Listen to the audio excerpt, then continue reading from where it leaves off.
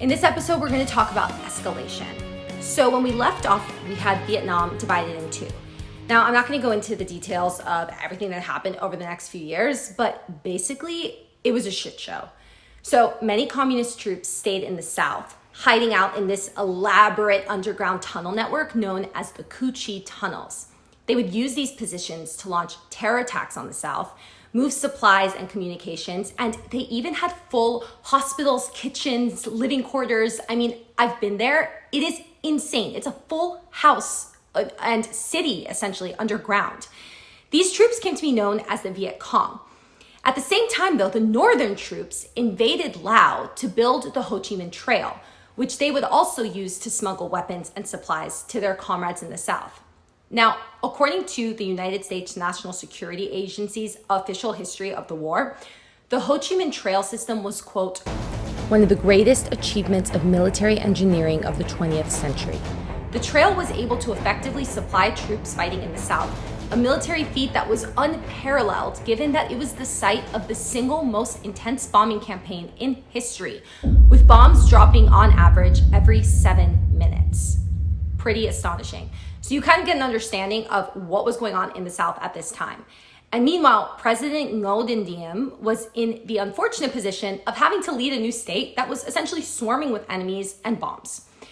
Given these circumstances, JFK continued to send in more military advisors. So it went from 1,000 to 23,000 between 1959 and 1964, but the North Vietnamese had sent in 40,000 guerrilla soldiers.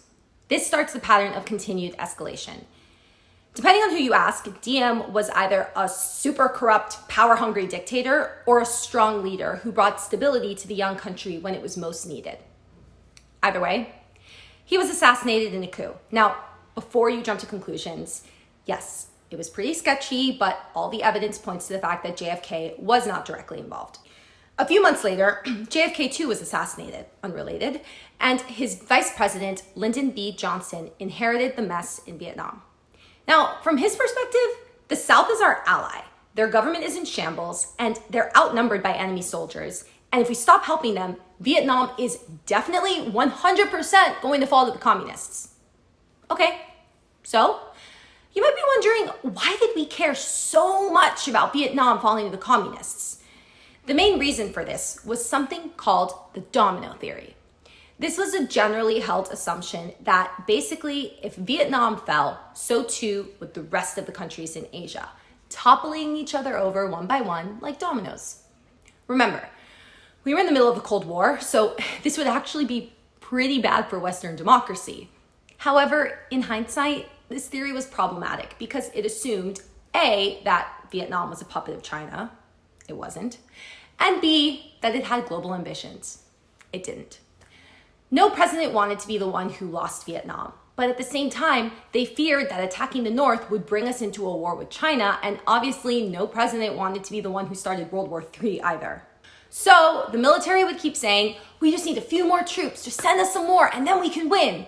And then the White House would say, okay, you can have your troops, but only to support and defend the South. You can't attack the North. We ended up in this vicious cycle of escalation with no clear end in sight. That was until LBJ tried to change that. What happened in the Gulf of Tonkin is next.